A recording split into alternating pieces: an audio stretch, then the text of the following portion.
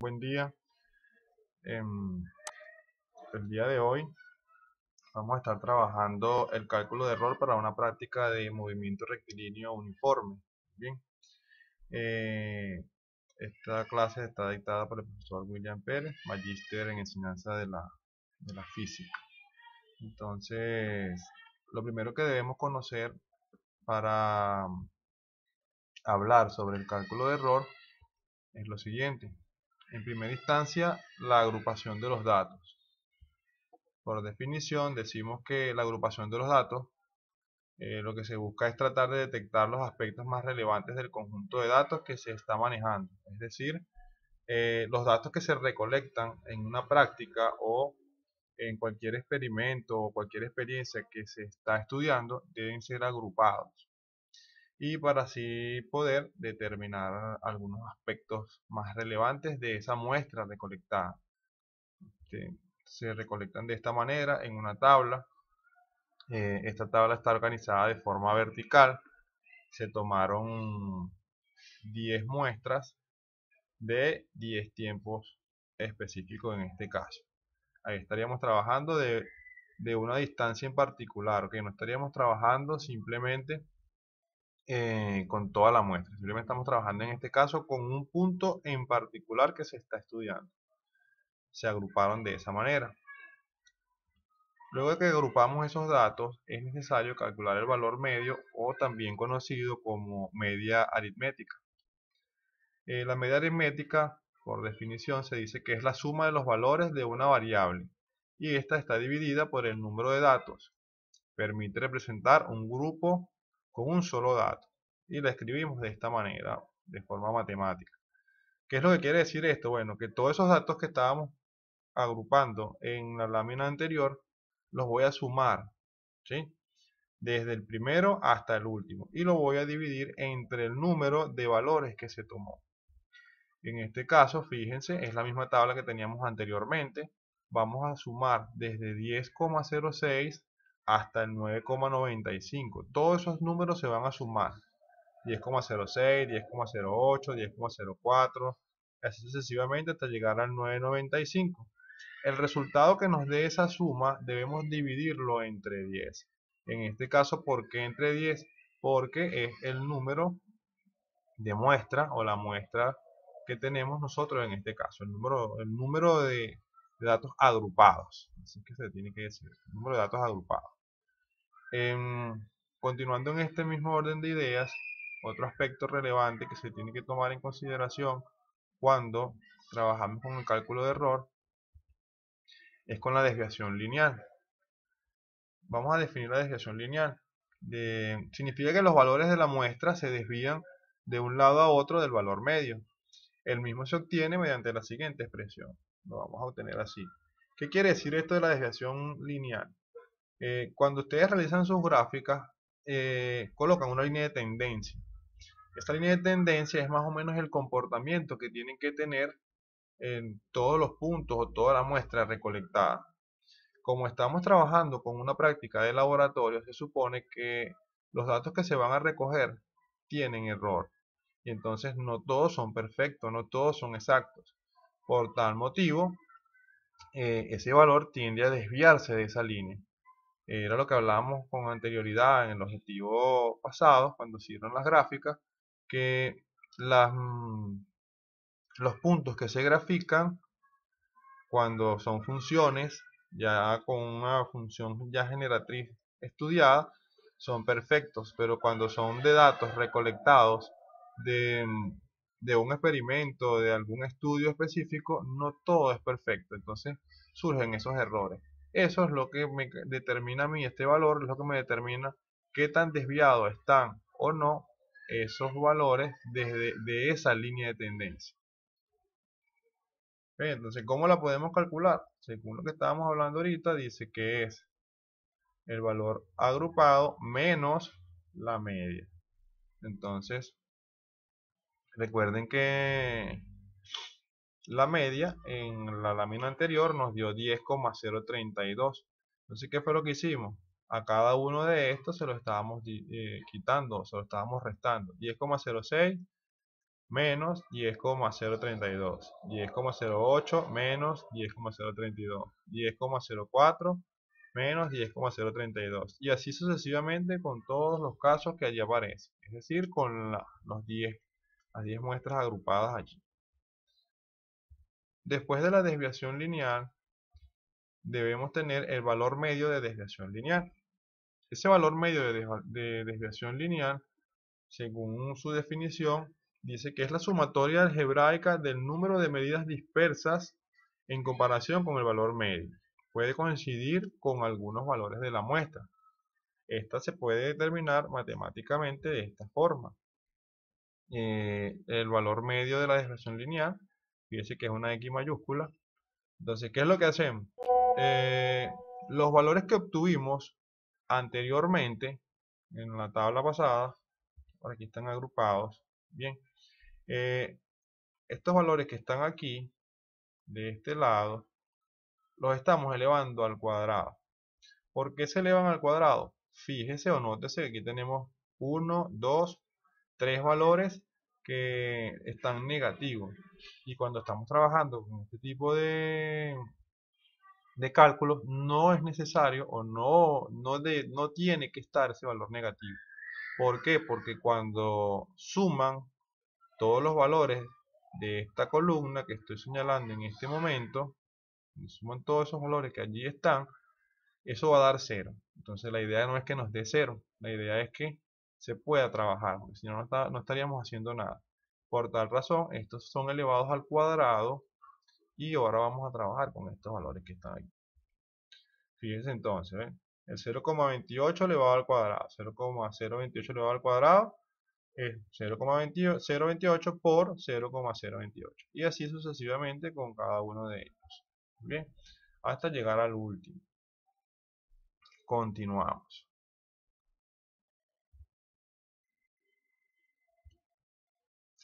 La desviación típica o varianza. La desviación típica o varianza nos indica la homogeneidad o heterogeneidad de los datos agrupados. Mientras mayor heterogeneidad exista en este grupo, mayor desviación respecto a la media tendrá. Como la muestra, en este caso que estamos trabajando, va a ser menor de 30, es decir, que n menor a 30, se determina con la siguiente expresión. Es la sumatoria de xy menos la media al cuadrado entre n menos 1. ¿Quién es n menos 1? El número de muestras agrupadas. Entonces nótese aquí que este valor, que ya lo teníamos representado en la tabla anterior, solamente tomé esa columna, me la traje a este lado y la sumé. Todos esos valores sumados, bien, todos estos que están aquí los voy a sumar. Una vez que los sume,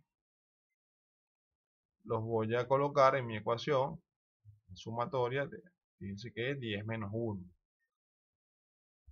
Luego de eso, estos 4,936 por 10 a la menos 2 entre, en este caso sería 9, porque 10 menos 1 es 9, yo lo voy a dividir, se dividen, y luego se le calcula la raíz cuadrada. La raíz cuadrada nos está dando un valor de 5,484 por 10 a la menos 3. Fíjense que es un valor bastante pequeño, si estamos trabajando en notación científica, eso sería algo así como 0,005484, ¿no? Entonces, no están tan alejados, quiere decir que esta muestra que se tomó está bastante homogénea. Por tal motivo, ese punto que estoy tocando en este momento está bastante concentrado en la recta. Continuamos. La desviación típica promedio. La desviación típica promedio, vamos a definirla, nos dice que es la que nos suministra el promedio de error. Se determina mediante la siguiente expresión. Bien, tenemos una vez más desviación típica promedio entre el valor anterior por la raíz de n. Una vez más, esto lo estamos trabajando con datos no agrupados menores a 30. Si fuesen mayores a 30, tendrían que utilizar otra expresión, pero el caso de ustedes es menores de 30. Entonces fíjense, este parámetro es de vital importancia porque a través de este podemos obtener el error absoluto del experimento.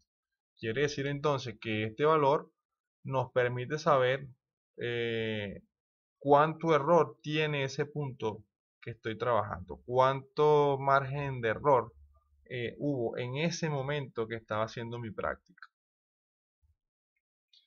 En el caso anterior, este fue el valor que obtuvimos. Fíjense que fue 5,484 por 10 a la menos 3. Hablábamos que era un valor bastante pequeño, entonces quiere decir que la desviación típica tiene que ser aún más pequeña. Sustituimos en la ecuación que se estaba dando con anterioridad. Está la sustitución. Una vez que sustituye, hacemos esa pequeña división allí con nuestras calculadoras y esto nos da este valor. Es 1,734 o 734 por 10 a la menos 3.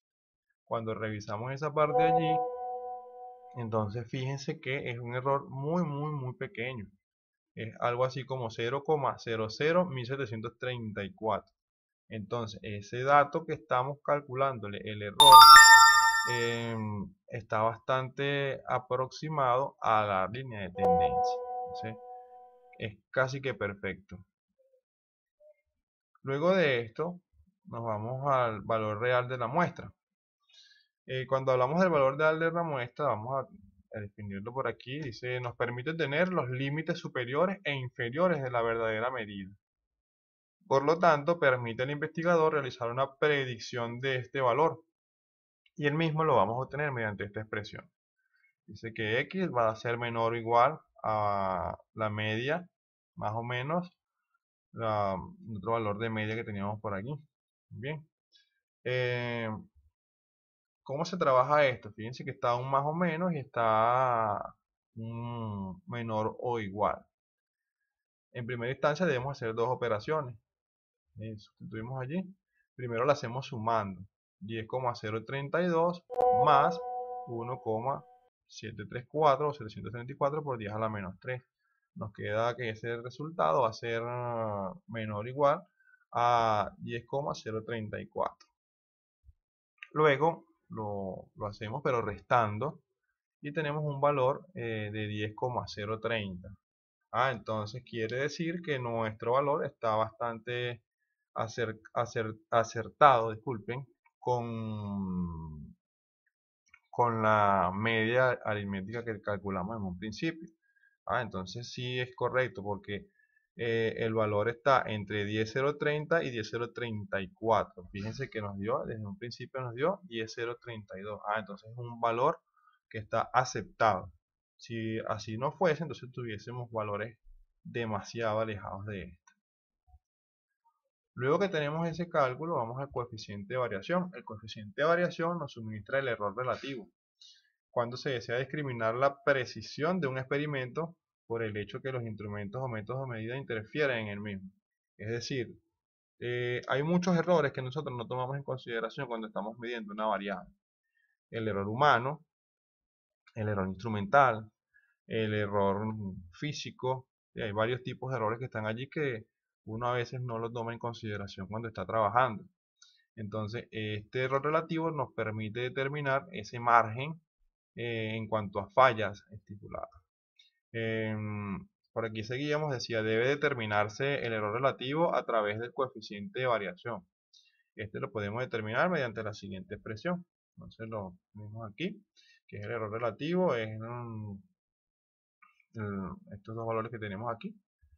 Y sustituimos. Ya teníamos que nos había dado 10,032 y el otro nos había dado 1,734 por 10 a la menos 3. Sustituimos estos valores y una vez que los sustituimos vamos a hacer una división sencilla allí con nuestras calculadoras y eso nos da este error. 1,729 por 10 a la menos 4. Fíjense que ahora es 10 a la menos 4. Es decir, que el error relativo que existía cuando se tomaron esas medidas eran bastante mínimos. O sea, la persona que tomó esa medida ese día trató de corregir al máximo todo ese tipo de errores. El error relativo, el error humano, el error instrumental, corrigió las fallas que tenía el experimento. O sea, fue muy meticuloso porque para que tenga un error de esa magnitud es bastante meticuloso el investigador. Ya para terminar tenemos el error relativo o error porcentual. Ese error relativo o error porcentual es el porcentaje de error que tiene la práctica. Fíjese que ese es el error relativo expresado en porcentaje. El mismo se obtiene multiplicando el error relativo por el 100%. Es decir, el error que tuvimos anteriormente, error relativo, ahora es error relativo porcentual, lo multiplicamos por el 100%.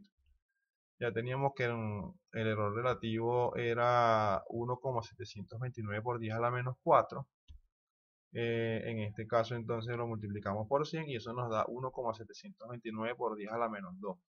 Es decir, que un porcentaje de error bastante pequeño. Fíjense que eso es 0,01729% de error. Es casi que perfecto, 100% de efectividad. Es recomendable, cuando calculamos el error relativo porcentual, que este no sobrepase el 5%. No quiere decir que lo que está hecho allí esté mal si sobrepasa el 5%, ¿ok? Pero no da una confiabilidad del experimento ya si sobrepasa ese valor. O sea, si sobrepasa ya 5%, 6%, 7%, entonces ya no es tan efectivo o no fue tan efectivo la muestra. No quiere decir que esté mal, pero sí tiene detalles. Entonces, cuando vayan a hacer estos cálculos o cuando vayan a hacer su experimento, traten de regular al máximo esos errores. Para que cuando vayan a determinar su error porcentual, su error relativo y esos errores que estamos hablando aquí el día de hoy sean lo menor posible. Fíjense que estos son bastante pequeños los errores que allí se emitieron.